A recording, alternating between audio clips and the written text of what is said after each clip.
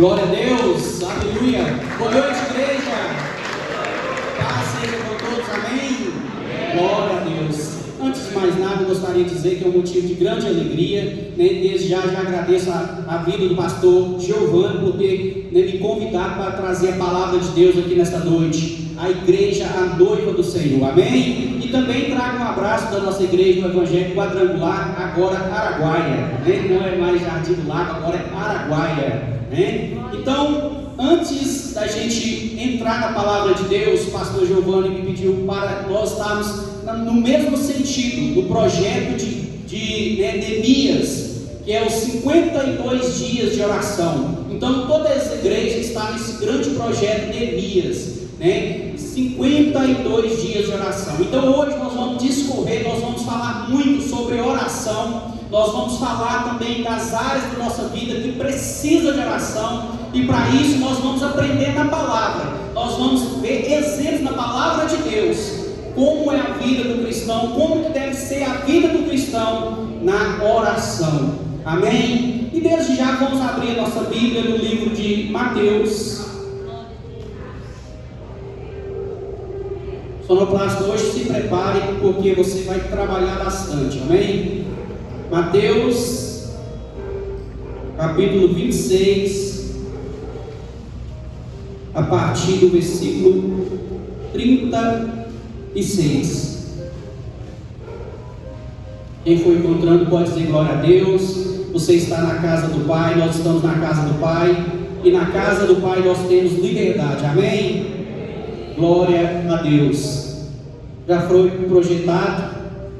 Mas antes de nós estar lendo, aqui nós vamos ver o nosso maior exemplo de oração. Alguém que, além de nos ensinar como orar, reverenciando a Deus, ele também orou. E quem é o nosso maior exemplo? É o nosso mestre chamado Jesus, amém? Então, além de ele nos ensinar a orar, a oração do Pai Nosso, onde ele nos ensina a reverenciar a Deus, a buscar a adoração primeiro a Deus, através da oração, ele também orou. E aqui nós vamos meditar em alguns textos, aonde Jesus, o próprio Jesus orou, porque Jesus também orava. E você que está nesta noite também aqui, devemos ter também uma vida de oração. E aqui nós vamos ler, meditar em alguns textos aonde Jesus ora. O próprio Filho de Deus ora, e isso é exemplo para mim e para você nesta noite, amém, meus queridos? Mateus capítulo 26, a partir do versículo 36 ao 39, fala assim: em seguida foi Jesus com eles a um lugar chamado Getsemane, e disse a seus discípulos: assentai-vos aqui, enquanto vou ali orar. Olha só. E levando consigo a Pedro e aos dois filhos de Zebedeu, começou a entristecer-se e a angustiar-se. Então lhe disse: a minha alma está profundamente triste até a morte. Ficai aqui e vigiai comigo.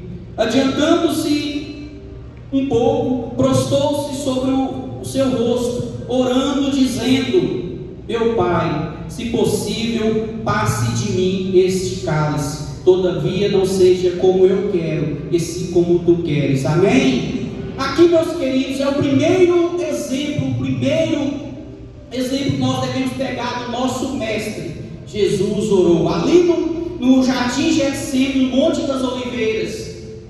Pode se sentar. Ele reúne os seus discípulos, e no versículo 36, no final do versículo 36, a palavra de Deus fala assim: assentai-vos enquanto eu vou ali orar. Veja bem, Jesus, ele tirava um tempo para a oração.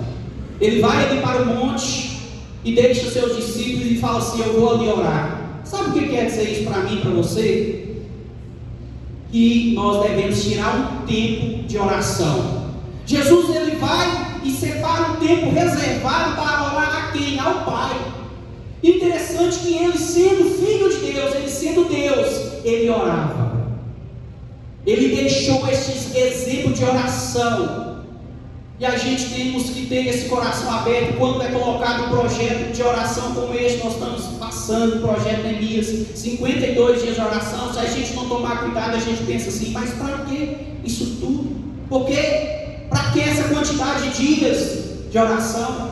E aí vem a palavra de Deus nos confortando, nos ensinando quão é importante a gente orar, tendo base na palavra de Deus através do Mestre que é Jesus. Olha só como que é maravilhoso o cuidado de Deus, o cuidado de Jesus comigo e com você. E no versículo 39 ele fala assim: e adiantando-se um pouco, prostou-se sobre o seu rosto, orando e dizendo: meu Pai, se possível, passe de mim este cálice, todavia não seja como eu quero, e sim como tu queres. Jesus ali então, ele é amargurado, ele ora a Deus, ao Pai, uma oração assim: Senhor, Pai, se possível, passe de mim esse cálice, mas todavia que não seja feita a minha vontade, mas a tua vontade. Sabe o que quer dizer isso para mim e para você? Que nós, a cada dia, temos que ter a humildade e reconhecer que Jesus, sendo nosso mestre, nós como discípulos que seguem o mestre. Você sabia que a palavra discípulo significa todo aquele que segue um mestre, ele é discípulo do mestre. Se existe uma pessoa que tenha alguém como mestre, segue os seus ensinamentos, seus conselhos, ele é discípulo de tal. E você que está aqui hoje, você é discípulo de quem? Você é discípulo de Jesus, que é o nosso mestre. Então nós devemos seguir os ensinamentos e os exemplos do nosso mestre, que é Jesus. E aqui nesta noite nós estamos aprofundando, aprendendo algo mais sobre a oração, sobre a importância da vida de oração, porque eu vejo que hoje a igreja do Senhor precisa cada vez mais ter uma vida de oração. Algo que o cristão não pode ficar sem é a vida de oração, porque a oração é que você busca intimidade com o Pai. Como que nós vamos ter intimidade com o Senhor se a gente muitas vezes pecamos em não orar? E aqui Jesus vem nos ensinando, vem nos mostrando a importância da oração. Lá no livro também de Lucas fala exatamente a mesma forma. Você pode acompanhar no televisor, Lucas 22, 42.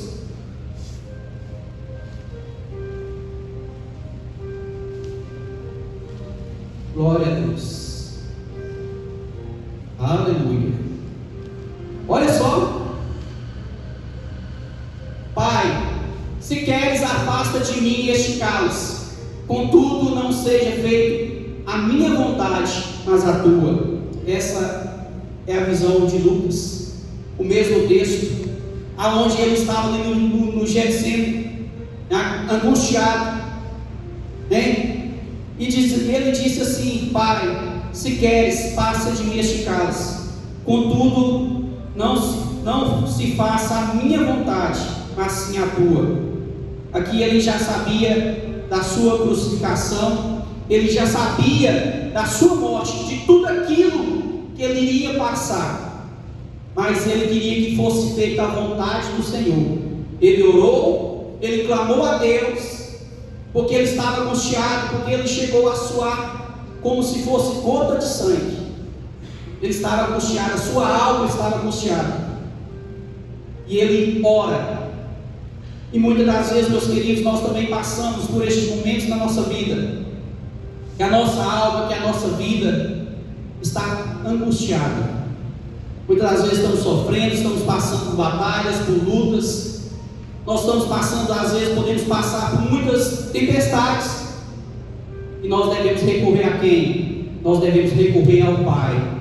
Assim como Jesus também estava num momento difícil da sua trajetória aqui nesta terra, aonde ele iria ser traído, crucificado naquela cruz, aonde a sua alma estava angustiada, e ele sabia em quem recorrer, e era o nosso Pai, que é Deus. Amém? Isso tudo serve para que nós venhamos aprender um pouco mais sobre a oração, aprender um pouco mais a quem recorrer nos momentos difíceis da nossa vida, porque este Senhor que nós servimos, este Deus maravilhoso que nós servimos, Ele não desampara os seus justos. Amém? Então você nesta noite pode ter certeza que o Senhor está com os ouvidos atentos à sua oração. Às vezes você pensa assim: nossa, mas orar, a oração nunca é demais, meu querido. A oração nunca é demais. E o interessante é que quanto mais você ora, quanto mais você quer orar, e quanto mais você deixa de orar, você vai enfraquecendo a sua vida espiritual. A nossa caminhada, a nossa jornada, ela tem um termômetro. E esse termômetro, ele pode subir ou pode abaixar de acordo com a circunstância da nossa vida, e uma delas é a nossa vida de oração. Você quer ver alguém cheio do Espírito Santo, cheio da unção? Observe se é uma pessoa, se é um irmão, se é uma irmã de oração. Observe se ele ora, se ele tira um momento na sua casa, se ele tira um momento na igreja, se ele ora antes de começar o culto, se ele ora na hora de dormir, na hora de levantar, se ele ora para agradecer o alimento. Você observa a vida de um crente, de um cristão, é na oração, é no jejum, é no sacrifício, porque a presença de Deus, a unção do Senhor, o milagre, a cura, ele não vem a não ser através da oração, através do jejum, através do sacrifício. E uma das armas que você tem, que nós temos, é a oração. Aonde você fala com o Pai, aonde você dobra o seu joelho, aonde você entra no seu quarto, fecha a porta e tem um secreto com o Senhor. Ali o céu se abre sobre a sua vida, amém?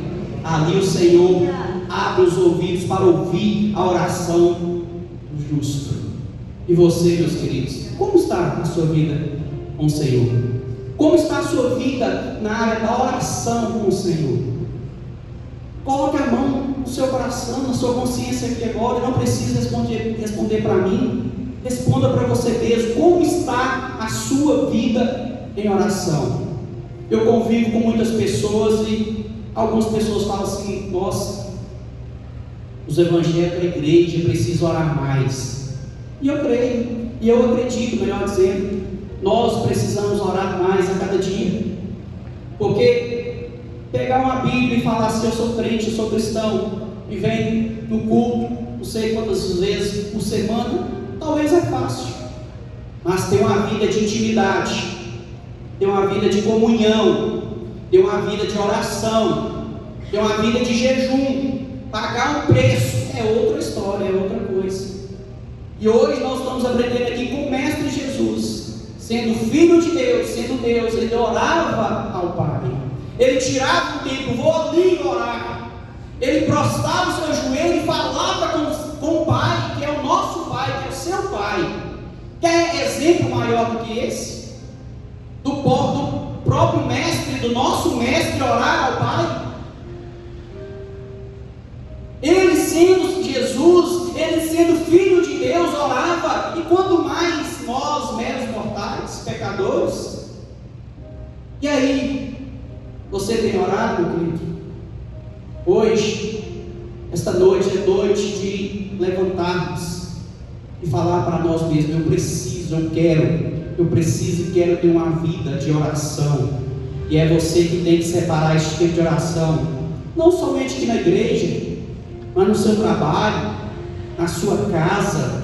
Tirar um tempo para o Senhor, separar um tempo para orar, para falar com Deus. Eis-me aqui, Senhor, toma em tuas mãos todas as minhas dores, todas as minhas necessidades. O Senhor sonda os corações, o Senhor conhece o meu deitar, o meu levantar. Toma em tuas mãos a minha família, a minha casa, a minha vida. Toma em suas mãos, Senhor, minhas dores, os meus problemas, porque o Senhor é o Deus do impossível. É o Senhor que tem resposta para a minha vida, é o Senhor que tem milagre, é o Senhor que tem transformação, é o Senhor que tem cura. Mas abra a sua boca e tenha uma vida de oração com o Pai. Tenha uma vida de oração, tenha uma vida de santidade. Queira santidade a cada dia para a sua vida. Queira ter uma vida separada para o Senhor e pague o preço. A salvação, a vida eterna, há um preço a ser pago. Há um preço. Ela é de graça, sim, através da morte de Jesus, sim, mas a nossa conduta, ela precisa de algo mais.